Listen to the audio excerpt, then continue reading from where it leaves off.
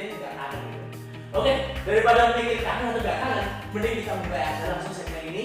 Langsung kita undang siapa frater yang akan menemani saya. Tentunya fraternya ini orangnya masih nganggur. Dan daripada teman aja, kayak kalian mungkin yang ada di rumah, langsung kita undang aja. Silakan frater, jangan malu-malu langsungnya frater. Selamat week. Halo.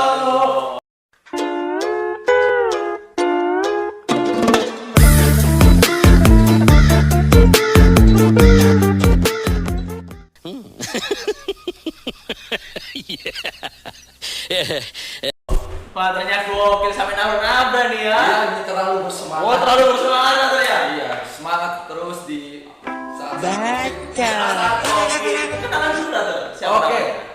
Nama saya Frater Filio, Ridel Filio. Kalau kita mau hubungan lebih lanjut lagi, asik hubungan lebih lanjut itu Hubungan lebih lanjut. bisa mencari di Instagram saya @ridelfilio. Itu aja sih perkenalan dari saya. Oh, Singkat benar. aja. Untuk lebih lengkap ya mungkin tadi usulan dari Frater Video, silakan cari-cari, mungkin stalking foto-fotonya, di like juga. Stalking nggak boleh nge-like ya Frater? Boleh dong. Oh boleh. Oke, daripada nunggu lama lagi, kita langsung ke pertanyaan pertama Frater. Oke, apa tuh, Frater? Menurut Frater, apakah relevan merayakan iman di rumah saat-saat seperti ini kan, pandemi, covid, corona ini kan?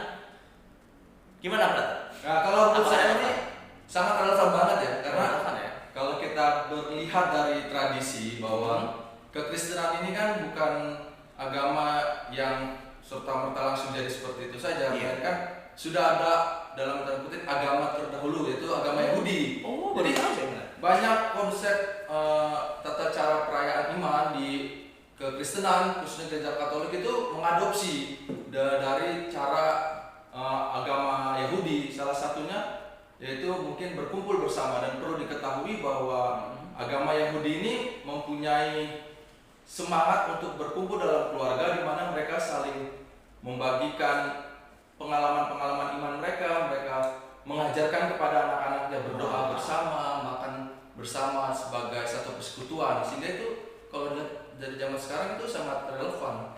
Wah, hebat juga Frater ini ya.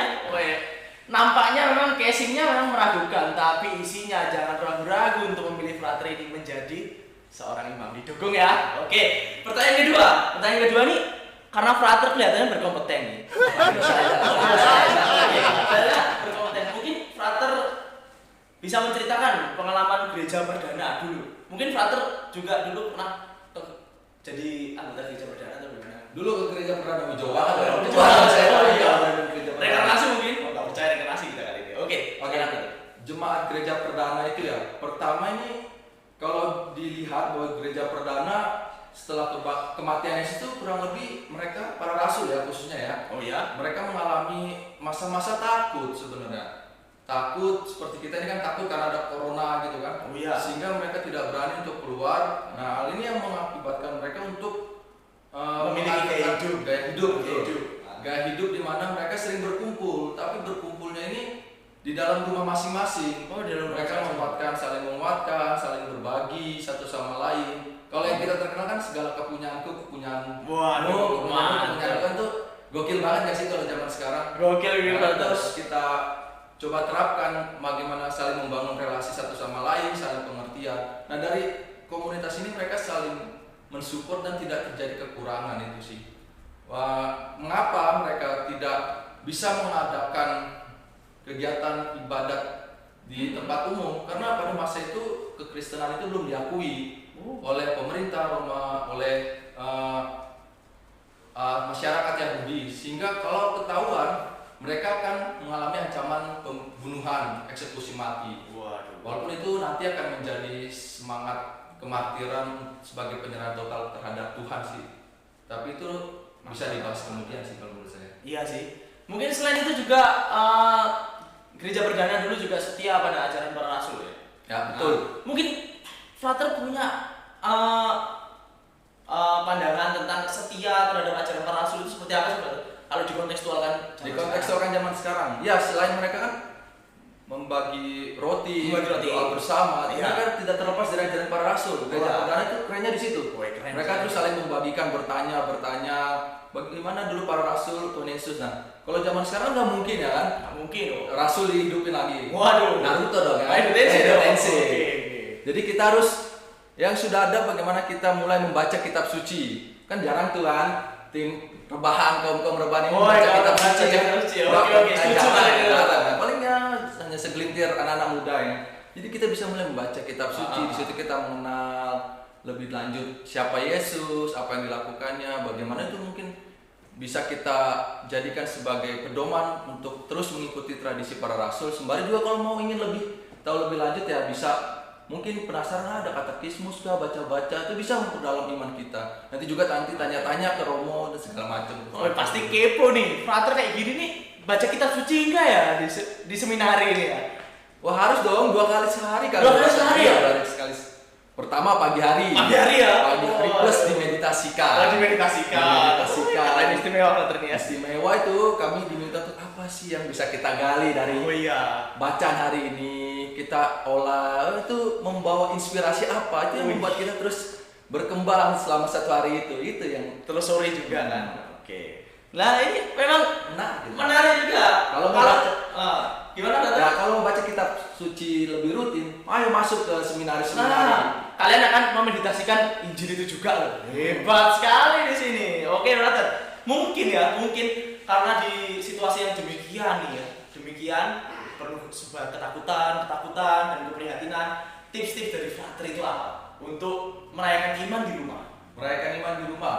Pertama ya jelas tadi mulai menata kembali ritme hidup yang tadinya mungkin sering main kemana sampai lupa pulang. Oh, pada seneng main, lupa kan? pulang, iya, lupa main. Nongkrong. Nggak pakai tanda kutip ya. Oh iya, nggak boleh, jangan. Sampai lupa pulang, lupa juga untuk berelasi dengan ini. Tuhan, memperdalam imannya.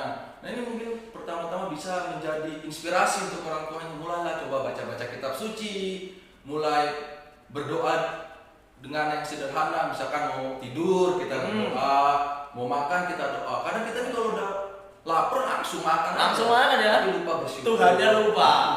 Itu hal-hal mendasar itu yang harus mungkin berbanyak doa rosario seperti itu. Ajaklah semua umat, semua keluarga yang bapak, ibu, adik, kakak itu perlu kita terapkan. Dan juga perlu diingat bahwa merayakan iman itu tidak hanya berelasi dengan Tuhan, tapi juga secara horizontal kita harus mencoba mewujudkannya. Bagaimana mungkin kita punya ketidaksesuaian dengan adik, sering berantem. Kalau di rumah terus daripada berantem, coba ajak adik atau kakak main bersama, membuat sesuatu yang kreatif gitu.